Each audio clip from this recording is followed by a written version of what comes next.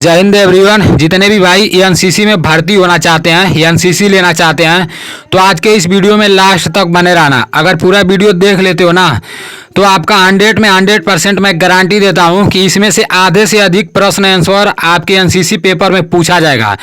देखो, जब एनसीसी का दौड़ करा लिया जाता है, एनसीसी का हाइट नाप लिया जाता है और बीम करा दिया जाता है, तो तुरंत एनसीसी का पेपर कराया जाता है। और एनसीसी के पेपर में जो प्रश्न आंसर पूछा जाता है ना, मतलब जैसे इस साल जो पूछा जाएगा वही अगले साल भी पूछा जाएगा, और जो अगले साल पूछा जाएगा ना उससे अगले साल वही पूछा जाएगा। लेकिन मान लो इस साल प्रधानमंत्री हमारे नरेंद्र मोदी जी हैं, तो फिर 2 साल के बाद मतलब प्रधानमंत्री पूछा जाएगा, लेकिन प्रधानमंत्री तो बदल गए होंगे ना, तो थोड़ा बहुत इधर उधर करके प्रश्न पूछा जाता है। और बाकी इसमें से आधा से अधिक क्वेश्चन आपके मतलब एनसीसी भर्ती में लड़ेगा तो लड़ेगा। तो आप लोग वीडियो के लास्ट तक बने रहना। और जितने भी भाई को ये नहीं पता होगा ना कि एनसीसी कैसे लिया जाता है, तो उनको भी मैं बता दे रहा हूँ। देखो यार, बहुत सारे भाइयों को ये भी नहीं पता रहता है। जब आपको एनसीसी लेना रहेगा ना, तो सबसे पहले आप 10 पास करना किसी भी विद्यालय से, ठीक। उसके बाद से जब 10 पास कर लोगे ना, तो आप ये स्कूल खोजना जहाँ पर एनसीसी होगा। देखो, हर स्कूल पर एनसीसी नहीं होता है, किसी किसी प्राइवेट पर भी एनसीसी होता है और किसी किसी सरकारी पर भी एनसीसी होता है। तो आप किसी मतलब सरकारी से रहेगा तो सही रहेगा। देखो, इसमें पैसा नहीं लगता है, ठीक है ना। अगर प्राइवेट पर जाओगे, जहाँ प्राइवेट स्कूल में एनसीसी रहेगा, तो वहाँ आपसे पैसे भी लेंगे सब। जब आपका कैंप जाएगा ना, उसमें भी आपका कुछ पैसा लगेगा। तो इसलिए आप लोग 10 पढ़ने के बाद कोई ऐसा स्कूल खोजना, कितना भी दूर हो, आपके घर से कितना भी दूर हो, आपको रूम लेकर पढ़ना पड़े, लेकिन थोड़ा बहुत तो मेहनत करना पड़ेगा भाई, अगर फौजी बनना है तो इसलिए 10 पढ़ने के बाद आप लोग कोई ऐसा कॉलेज खोजना जहां पर एनसीसी हो। तो मान लो 11 में एडमिशन कराओगे और उस कॉलेज में एनसीसी होगा, तो जब आप 11 में एडमिशन करा लोगे ना, तो एडमिशन कराने के बाद 10 या 15 दिन के बाद एक फार्म मिलेगा, ठीक। और उस फार्म को आपको भरना पड़ेगा, वो एनसीसी का फार्म रहेगा, सभी भाई भरेंगे, आप भी अपना फार्म भरना। और इस फार्म के लिए 40 से 50 रुपया लगेगा, ठीक है ना।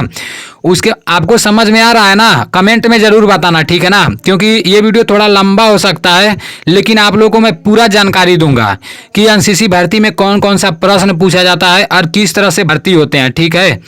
तो देखो, अब बात कर लेते हैं। जैसे जब आप अपने एनसीसी का फार्म भर लोगे, तो वो जो ये जो आर्मी वाले रहेंगे ना, ये बुलाएंगे आपको, किसी दिन बुलाएंगे कि आपका दौड़ है। देखिए, आपका एक ही दिन दौड़ भी हो जाएगा और आपका एक ही दिन बीम भी खिंचाएगा और आपका एक ही दिन पेपर भी हो जाएगा। और बहुत सारे भाई ऐसा बोलते हैं कि यार एनसीसी में मेडिकल भी होता है क्या, तो ऐसा कोई बात नहीं है मेरे भाई, कुछ नहीं होता है। देखो, बस दौड़ होगा, सिंपल दौड़ होगा, 5 मिनट 25 सेकेंड या 5 मिनट 30 सेकंड टाइम मिलेगा, बहुत ज़्यादा टाइम मिलता है। और एक बैच मतलब दौड़ाएंगे सब ना, तो 20 लड़कों को छोड़ेंगे सब। तो ज़्यादा मतलब आप लोगों को परेशान होने की ज़रूरत नहीं है, बस मेहनत करते रहना है, ठीक है।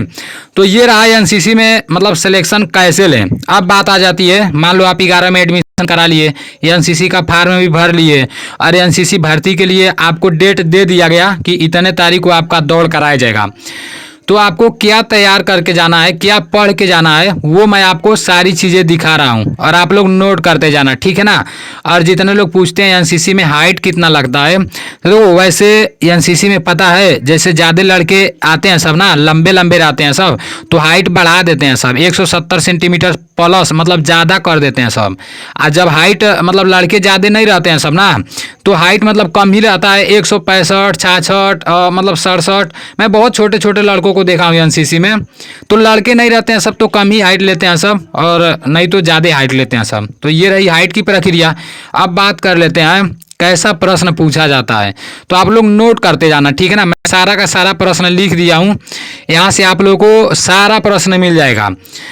ऐसा हो ही नहीं सकता है कि अगर आप पूरा नोट करो और पूरा अच्छे से मतलब याद करो तो आपके एनसीसी के पेपर में नहीं पूछा जाएगा। मैं जो बताऊंगा ना एकदम पूछा जाएगा तो पूछा जाएगा, क्योंकि मैं भी एनसीसी का पेपर दिया हूं और मेरे टाइम भी ये सब आया था। फिर मेरे बाद जो जूनियर मेरे आए सब, उन लोगों के टाइम भी ये सब आया था, और मेरे जो सीनियर थे सब, उन लोगों से मैं पूछा था तो वो लोग यही प्रश्न बताए थे। तो मिला जुला कर अभी आगे मैं आप लोगों को बता रहा हूँ, घुमा फिरा कर मतलब यही सब प्रश्न देता है। इसको देख लो, ठीक है ना। देखो ये 100 में मतलब 100% ही होता है, लेकिन मैं आप लोग को 110% गारंटी देता हूँ।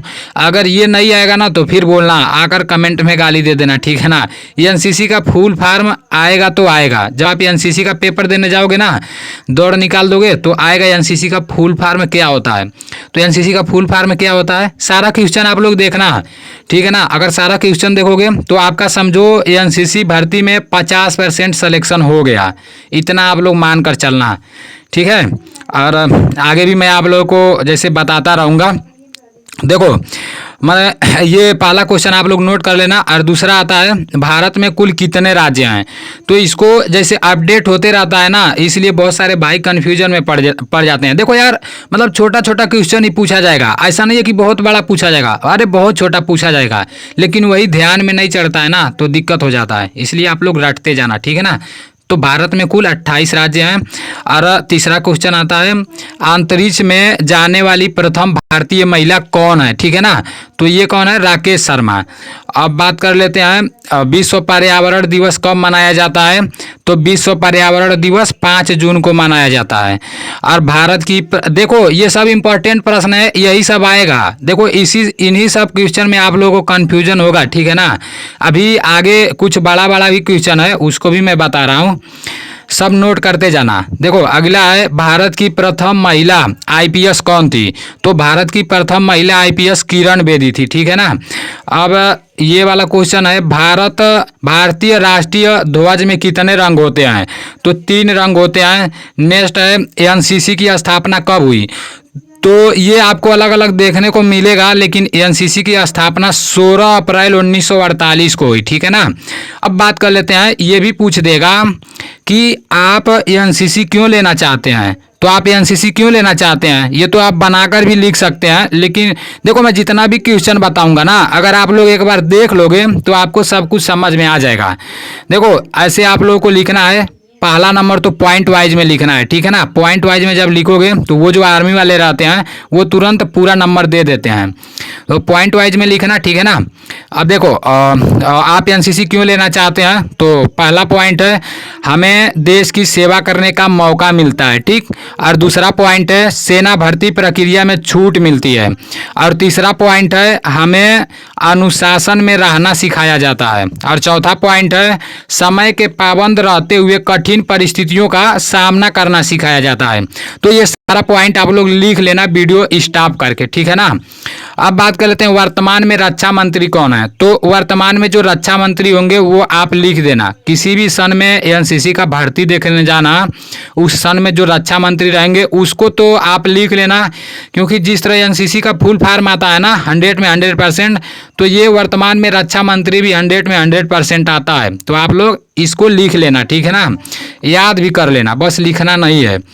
अब बात कर लेते हैं कि ये वायु प्रदूषण का प्रकार लिखो, ये भी आएगा। तो वायु प्रदूषण कितने प्रकार के होते हैं, 4 प्रकार के। पहला वायु प्रदूषण प्रदूषण कितने प्रकार के होते हैं, 4 प्रकार के। पहला वायु प्रदूषण, दूसरा जल प्रदूषण, तीसरा ध्वनि प्रदूषण और चौथा मृदा प्रदूषण, ठीक है ना।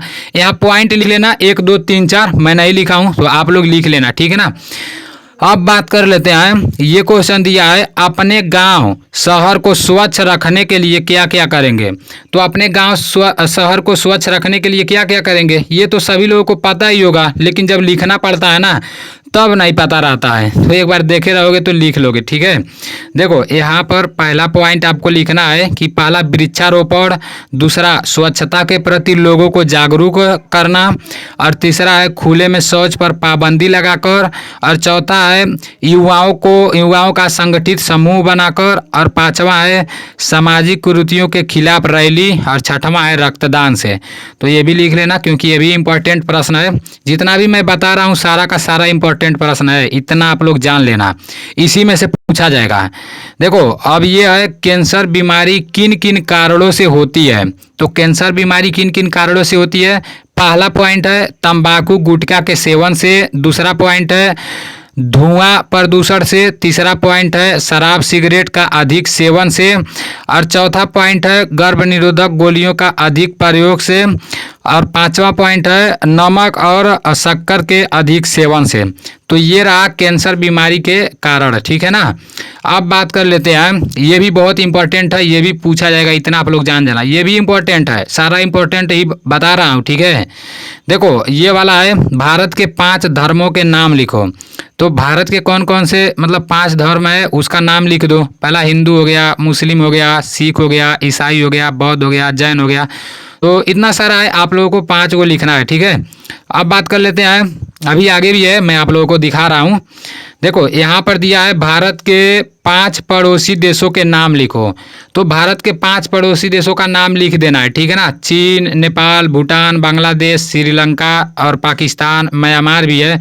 तो आप लोग याद कर लेना, ये आएगा, ठीक है ना, 100% आएगा तो आएगा, क्योंकि मतलब लगातार ये आते रहता है, हर साल आता है। हम लोग जब पेपर दिए थे तभी भी आया था, हम लोग के जूनियर जब पेपर दिए थे तभी भी आया था, और हम लोग के सीनियर भी जब एनसीसी भर्ती में पेपर दिए तभी भी आया था। तो इसलिए इसको मान कर चलना, इसको भी याद कर लेना, ठीक है। अब बात कर लेते हैं, ये बहुत ही इंपॉर्टेंट है, इसको आप लोग को याद रखना है, वैसे भी याद रखना है, और एनसीसी भर्ती में जाना है तभी भी याद कर लेना है।